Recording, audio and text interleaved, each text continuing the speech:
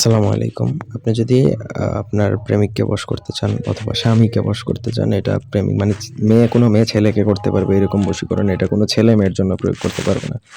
ঠিক আছে? আপনি মনে করেন আপনি কাউকে কোনো ছেলেকে পছন্দ করেন কিন্তু সে আপনাকে পাত্তা দিচ্ছে না আগের মতো বা অন্য মেয়ের সাথে সম্পর্ক করতেছে। আপনার সাথে দীর্ঘদিন সম্পর্ক ছিল, এখন সে আপনার সাথে রিলেশন কন্টিনিউ করতেছে না। এমত অবস্থায় আপনি এটা তার উপর প্রয়োগ করতে পারেন। আর আরেকটা জিনিস হচ্ছে যে যদি আপনার সাথে শারীরিক সম্পর্ক করে ফেলে, এখন আপনাকে আর পাত্তা দিচ্ছে না, আপনার সাথে রিলেশন কন্টিনিউ করতে চাচ্ছে না, এমত অবস্থায় এটা প্রয়োগ করে তাকে একবারে নাকে দড়ি দিয়ে ঘোরাতে পারবেন। আর যদি আপনি স্বামীর জন্য করেন তাও করতে পারেন। আপনার স্বামী যদি আপনাকে ভালোবাসে না আগের মতো, আপনার সাথে মারধর করে, গালাগালি করে, এক কথায় স্বামীকে আপনার যেকোনো প্রয়োজনে যদি বাধ্য করতে চান, তার ক্ষেত্রেও এটা আপনি প্রয়োগ করতে পারবেন।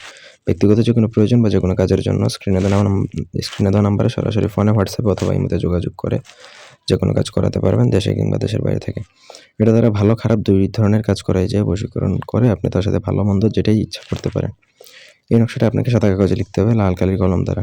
লিখার আগে আপনাকে এই নকশার গুরুচাণ্ডালি প্রদান করে দিতে হবে। আপনার উস্তাদ বা আপনি যার থেকে শিখবেন গুরুচাণ্ডালি প্রদান করে এটা সাদা কাগজে লাল কলম দ্বারা লিখবেন। লিখার পর আপনাকে নিচে অবশ্যই অমুকের পুত্র অমুক, অমুকের কন্যা অমুকের বশীভূত হোক এটাও লিখবেন। লিখে আপনাকে এই নকশাটা আগুনে পোড়াতে হবে। পোড়ানোর পর যে ছাই হবে সেই ছাইয়ের সাথে আপনি ঘি মিশাবেন। একটু ঘি দিয়ে একটা কাজলের মতো তৈরি হবে। ঘিয়ের মধ্যে যখন আপনি ছাইটা মেশাবেন তখন কিন্তু সেটা কালো হয়ে যাবে। তখন আপনি সেটা আপনার চোখের মধ্যে দিবেন। অল্প পরিমাণে চোখের মধ্যে দিয়ে সেই ছেলে বা আপনার স্বামীর সাথে একবারের জন্য দেখা করবেন। শেষ। সে যখনই আপনার চোখের দিকে তাকাবে তখনই কিন্তু সে আপনার বশীভূত হয়ে যাবে। আপনার প্রেমে পাগল করা হয়ে যাবে। ওই কাজলটা আপনি কিছুদিন ব্যবহার করবেন। আপনার বশীভূত হওয়ার পর কিছুদিন ব্যবহার করবেন, মাঝে মধ্যে এটা করে।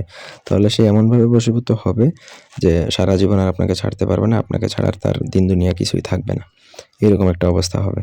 তো আশা করি বুঝাইতে পারছি। গুরুচণ্ডালী প্রদান করে এই কাজটা করবেন, ১০০ তে ১০০ হবে।